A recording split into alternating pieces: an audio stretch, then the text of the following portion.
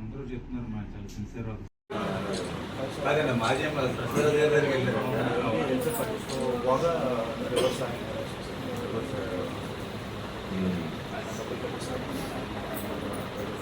ఎవరు ఈయన కట్టమన్నారా? ఎవరు ఎక్స్ఎమ్మెల్యేనా? సీఓ కూడా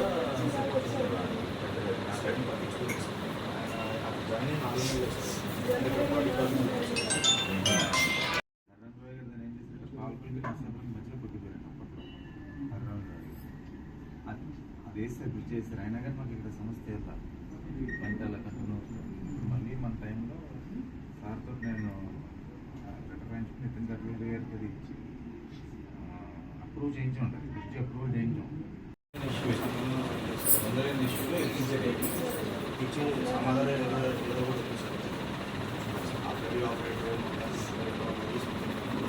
పొలిటికల్గా వాళ్ళ అనుచరులకి ఇవ్వడానికి చేసిన కార్యక్రమం ఏం వెళ్ళేయడం ఫోర్స్ చేసి ప్రెస్ కాన్ఫరెన్స్ పెట్టించి వీడియో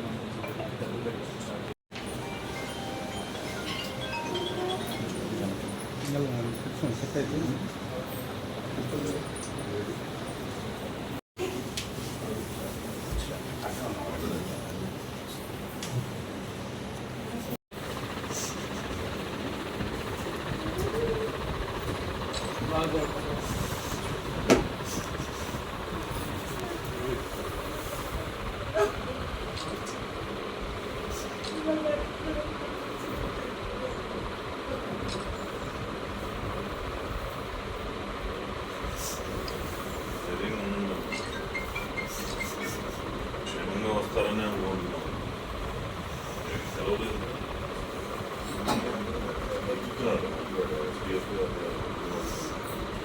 కట్టాను 70,000 కట్టుకోవాలి అసలు అట్లా 100 రోజులు తిరిగిపోయినా ఉందండి అసలు కట్టలేదంట ఈ 10-15 డేస్ నుంచి ఈ ఫోర్స్ చేయడం అదే ఈ ఎలక్షన్ రిజల్ట్స్ కట్టారు 15 రోజులు కట్టారు అంతే ఆ బ్యాలెన్స్ ఇంకా 50 లక్షలు పెండింగ్ ఉంటుంది. ఒక సిన్సియర్ ఆఫీసర్ కాబట్టి గవర్నమెంట్ డబ్బులు కట్టి పనులు చేసి మాకు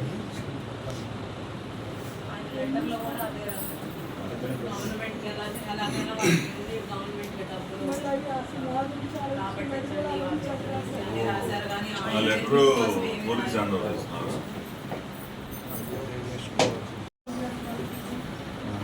వాట్సాప్లో వాట్సాప్ పెట్టారు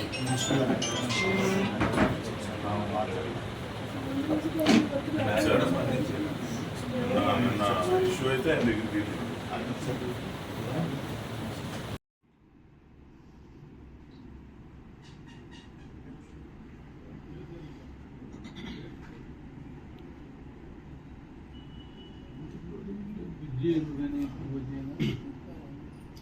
ప్రపోజల్ అప్పుడే రామారావు కూడా సిన్సియర్ చేశారండి 40 సంవత్సరాలు 50 సంవత్సరాలు ఉందన్నట్టు ఫర్దర్ టెండర్ పిలవడానికి. అయితే అప్పుడు ఈ ప్రసాదరాజును జెడ్పీసీఓ వీళ్ళంతా గుర్తు చేసి ఆ టెండర్ ప్రక్రియ జరగలేదండి. తర్వాత మార్చ్ ఎండింగ్ ఎప్పుడు టైం అయిపోయేసరికి మన ఎలక్షన్ కూడా వచ్చేసిందండి. ఎలక్షన్ కూడా వచ్చింది కాబట్టి ఏప్రిల్ 1 నుంచి గవర్నమెంటే నడపాలండి, మండల పరిషత్ నడపాలండి. అయితే గవర్నమెంట్ నడపకుండా మళ్ళీ Prasadaraju ZPCO and joint action committee అంతా కలిపి ఈ పాటదారుడికే డైలీ బేసిస్ మీద అంటే రోజుకి 1,05,000 కట్టేటట్టుగా మండల పరిషత్కి అతనికి అవకాశం ఇచ్చారండి మళ్ళీ ఏప్రిల్ 1వ తారీఖు నుంచి. అయితే అతను కట్టడం మానేసాడండి. మామూలుగా నడుపుతున్నాడు, డబ్బులు వసూలు చేసుకున్నాడు, కానీ కట్టడం మానేసాడండి గవర్నమెంట్కి డబ్బులు. ఈ పాపం ఒత్తిడి చేస్తున్నారు. ప్రసాదరాజులు ఇన్ రిటర్న్ ఈయన్నే మందలిస్తున్నారు, అతను కట్టేస్తాడులే మీకు ఎందుకు, అతను పెద్ద లెక్క కాదు అమౌంట్ అదని ఈ టైప్లో ఏదో ఒత్తిడి చేసి ఇన్ని అలాగా ఒక కంట్రోల్ చేసుకుంటూ వచ్చారండి ప్రసాదరాజాలు. ఈ లోపల అది ఓవర్ అమౌంట్ అయ్యేసరికి కొద్దిగా మన ఎలక్షన్ జూన్ 3వ తారీఖున ఎలక్షన్ అయిపోయిన తర్వాత కొంచెం ఈయన ఓపెన్గానే గట్టిగా ఒత్తిడి చేస్తే పర్ డే 75,000 కాడికి ఒక 6 రోజులు 10 రోజులు కట్టాడండి. పర్ డే 75,000 కాడికి అంటే ₹1,00,000 కట్టాల్సింది 75,000 కాడికి కట్టాడండి. అయితే ఇప్పుడు వచ్చేసరికి ల్యాబ్స్ దాదాపు 50 లక్షలు అయిపోయిందండి. అయితే ఈ సీఈఓ ఏం చేసాడండి, ఓవరాల్గా ఇతన్ని ఒత్తిడి చేసి పాటదారుడికే ఇమ్మని చెప్పాడు, కానీ బట్ ఆ డబ్బులు వసూలు చేయాల్సిన బాధ్యత నీదే కాబట్టి నువ్వే దానికి బాధ్యత, నువ్వే కట్టాలని సీఈఓ కొంచెం బ్లేమ్ చేయడంతో ఈయన కొంచెం సిన్సియర్ ఆఫీసర్ కదండి, కొంచెం మనస్తాపానికి గురయ్యి పోనీలాగా ఇక్కడ మన లోకల్ ఇక్కడ స్థానిక ఎమ్మెల్యే బోడి ప్రసాద్ గారు చెప్పుకోవచ్చు, లేదంటే అక్కడ లోకల్గా ఉండి అక్కడ మనం చెప్పుకోవచ్చు. మనం అంటే గవర్నమెంట్ మారింది కాబట్టి ఇప్పుడు మన ఎదురంగా ఒత్తిడి చేయొచ్చు, పాపం ఎవరికి చెప్పుకోకుండా ఒక లెటర్ రాసి ఆయన చెప్పారంటే ఆయన చాలా బ్యాడ్ ఇన్సిడెంట్ అండి. అది ఏంటంటే వీళ్ళు ధనదాహం సార్, ఇది వైసీపీ నాయకులు ధనదాహం వల్ల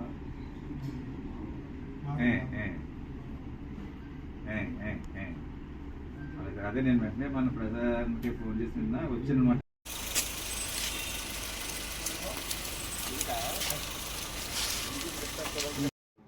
ఓకే సార్. గత వైసీపీ ప్రభుత్వంలో మా నర్సాపురం నియోజకవర్గం నుంచి ఎమ్మెల్యేగా ఎన్నికైనటువంటి ముదునూరు ప్రసాదరాజు అసెంబ్లీలో చీఫ్ విప్గా కూడా ఉన్నాడు. ఆయన ఎన్నో అక్రమాలు, ఆర్థిక నేరాలు ఆయన మా నర్సాపురం నియోజకవర్గం 5 సంవత్సరాలు కూడా చేయడం జరిగింది. అందులో భాగంగా ఏదైతే ఇప్పుడు మన నర్సాపురం సెగ్నెట్టిపల్లి ఏదైతే రేవ్ ఏదైతే ఉందో ఫెర్రీ, దానికి సంబంధించి కూడా గత 5 సంవత్సరాల నుంచి కూడా అనేక అక్రమ వసూళ్లు చేయటం, దాని ద్వారా అనేక ఆర్థిక లబ్ధి పొందడం జరుగుతూ ఉంది. అయితే ఆ యొక్క పాట ఏదైతే ఉందో, ఆ యొక్క ఆప్షన్ ఏదైతే ఉందో అది మన 2024 మార్చి 31 తారీఖు తోటి ముగిసినప్పటికీ కూడా దానికి సంబంధించి మళ్ళీ టెండర్లు పిలవనివ్వకుండా అది ఎలక్షన్ కోడ్ అనే ఒక సాకు చూపించి దాన్ని ఆయనే మళ్ళీ నిర్వహించేటట్టుగా ఆయన యొక్క వైసీపీ నాయకుడు ఎవరైతే రెడ్డెబ్బ దేవేజ్ ఉన్నారో అతని పేరు మీదుగా ఒక ముదునూరు ప్రసాదరాజే నిర్వహించేటట్టుగా ఆయన చర్యలు తీసుకోవడం జరిగింది. వేళ మళ్ళీ ఆప్షన్ పెట్టే వరకు కూడా మళ్ళీ ప్రభుత్వమే ఆ మండల పరిషత్ నిర్వహించాల్సినటువంటి ఉంది. అది కూడా వాళ్ళ నుంచి వీళ్ళు లాక్కుని ఒక ముదునూరు ప్రసాద్ లాక్కుని అక్కడ ఉన్నటువంటి జిల్లా పరిషత్ సీఈఓ ద్వారా ఒత్తిడి చేసి ఒక ఎంపీడీఓ గారిని ఈ యొక్క పాటదారుడి యొక్క రెడ్డెబ్బ దేవేజీయే నడిపే విధంగా రోజుకి 1,05,000 రూపాయలు అక్కడ కట్టే విధంగా వాళ్ళు ఒప్పందం కుదుర్చున్నారు. జాయింట్ యాక్షన్ కమిటీ వీళ్ళంతా కూడా ఒక ఉమ్మడిగా వీళ్ళంతా కూడా నిర్ణయం తీసుకున్నారు. అయితే ఆ 1,05,000 కూడా కట్టనివ్వకుండా ఆ యొక్క రెడ్డెబ్బ దేవేజీ అతనే వసూలు చేసుకుంటూ డైలీ కలెక్షన్ అంతా కూడా వసూలు చేసుకుంటూ ఎక్కడ కూడా రూపాయి కట్టకుండా అతను కాలయాపన చేసుకుంటూ వచ్చాడు. ఎంపీడీఓ గారు ఎన్నిసార్లు ఒత్తిడి చేసినా ఒక ప్రసాదరాజు దగ్గరికి స్వయంగా వెళ్ళి అడిగినా కూడా ప్రసాదరాజు చాలా యారోగెంట్గా ఆయన వెంకటరమణారావు గారిని ఎంపీడీఓ గారిని తిట్టడం, ఆయన కడతాడులే నువ్వు వాళ్ళ ఊరుకు అని చెప్పేసి అనడం. సో ఈయన నిస్సహాయంగా ఆయన ఏం చేయలేకపోవడం జరుగుతూ వచ్చింది. అయితే మన ఎన్నికలు అయిన తర్వాత ఆయన కొంచెం తీవ్రంగా ఒత్తిడి చేయడంతో ఈ యొక్క రెడ్డెబ్బ దేవేజీ కేవలం 75,000 రూపాయలు మాత్రమే రోజుకు వచ్చి దాదాపు ఒక 6 రోజులు మాత్రమే కట్టాడని చెప్పి అన్నారు. అంటే 60 లక్షల రూపాయల పైన కట్టాల్సినటువంటి సొమ్ముని 2 నెలల్లో కేవలం 4-5 లక్షలు మాత్రమే కట్టాడు. ఇంకా 55 లక్షల రూపాయలు బాకీ ఉంది. ఆ యొక్క దానికి సంబంధించి ఆ యొక్క జడ్పీ సీఈఓ కూడా ఎంపీడీఓ కట్టాలి, ఎందుకంటే ఎంపీడీఓ దీనికి బాధ్యత అని చెప్పేసి సీఈఓ కూడా చెప్పడం, అక్కడ ముదునూరు ప్రసాదరాజు కూడా ఏమీ పట్టించుకోకపోవడం, ఆ యొక్క రెడ్డెబ్బ దేవేజీ కూడా ఏమి సమాధానం చెప్పకపోవడం, పైగా అరగంటగా మాట్లాడటంతో ఆయన మనస్తాపానికి గురై, ఎందుకంటే ఆయన 33 సంవత్సరాల యొక్క సర్వీస్లో ఎంతో సిన్సియర్గా ఆయన పనిచేసినటువంటి వ్యక్తి, దీని మనస్తాపానికి గురయ్యి ఆయన కుటుంబ సభ్యులకి సూసైడ్ నోటు ఏదైతే మరణ వాంగ్మూలం రాసి ఆయన అదృశ్యం అయిపోవడం అనేది నిజంగా చాలా బాధాకరం. మా నర్సాపురం నియోజకవర్గం అందరూ కూడా వాళ్ళు చాలా బాధపడుతున్నాం. ఇవాళ మన బోడి ప్రసాద్ గారు ఇక్కడ, ఎందుకంటే ఆ ఎంపీడీఓ గారు ఇక్కడ మన పెనమలూరు కాన్స్టిట్యున్సీకి సంబంధించినటువంటి వ్యక్తి కాబట్టి ఆ కుటుంబ సభ్యులంతా కూడా ఇక్కడ ఉన్నారు కాబట్టి వాళ్ళని ఒక ధైర్యం చెప్పడం కోసం ఇక్కడ రావడం జరిగింది. మన బోడి ప్రసాద్ గారితో పాటుగా ఇక్కడ రావడం జరిగింది. వాళ్ళంతా కూడా పాపం చాలా మనోవేదనకి గురయ్యారు. ఎంత సిన్సియర్గా పనిచేసినటువంటి వ్యక్తి రిటైర్ అయిపోయే ముందర ఈ రకంగా జరగడం అనేది చాలా బాధాకరం చెప్పడం జరిగింది. ఇప్పటికే బోడే ప్రసాద్ గారు కూడా మన గౌరవ ముఖ్యమంత్రి గారు నారా చంద్రబాబు నాయుడు గారు దృష్టిలో పెట్టారు. చంద్రబాబు నాయుడు గారు కూడా ఆల్రెడీ కలెక్టర్ గారికి కూడా ఆదేశాలు ఇవ్వడం జరిగింది. ఖచ్చితంగా ఏదైతే ఈ బకాసులు ఎవరైతే వైసీపీ రాక్షసులు ఎవరైతే ఉన్నారో వీళ్ళ మీద చర్యలు తీసుకోవడం కాకుండా ఖచ్చితంగా ఒక కుటుంబానికి అన్ని రకాలుగా కూడా అండదండలుగా ఉంటామని చెప్పేసి కూడా మాట అవుతుంది జరిగింది. గత ప్రభుత్వం ఏదైతే అన్ని వ్యవస్థల్ని దిగదార్చి కేవలం ధనదాహానికి, ధన దోపిడీకి ఎమ్మెల్యేలు, మంత్రులు, ముఖ్యమంత్రి చేయటం జరిగింది. దానిలో భాగంగానే నర్సాపురం ఎంపీడీఓ వెంకటరమణ గారు ఈ రోజున బలవటం జరిగింది. ఏదైతే స్థానిక ఎమ్మెల్యే ప్రసాదరాజు చీఫ్ విప్ ఉన్నారో అక్కడ ఫెర్రీలో ఫండ్ ద్వారా ప్రతిరోజు ప్రభుత్వానికి వచ్చే ఆదాయం టెండర్ ద్వారా పిలుస్తారు. ఆ టెండర్ కాలం ముగిసిన తర్వాత కూడా ఇదే కాంట్రాక్టర్ కొనసాగించమని చెప్పి అధికారులకు ఒత్తిడి చేసి ఆ ఏదైతే కాంట్రాక్టర్ ఉన్నారో ఆ కాంట్రాక్టర్ ప్రభుత్వానికి చెల్లించాల్సిన సొమ్ములు కూడా చెల్లించకుండా ఎన్నికలు పూర్తయి రిజల్ట్ వచ్చిన తర్వాత అధికారి ప్రెజర్ చేస్తే అప్పుడు రోజుకి 75,000 కాడికి 10-15 రోజులు కట్టారు.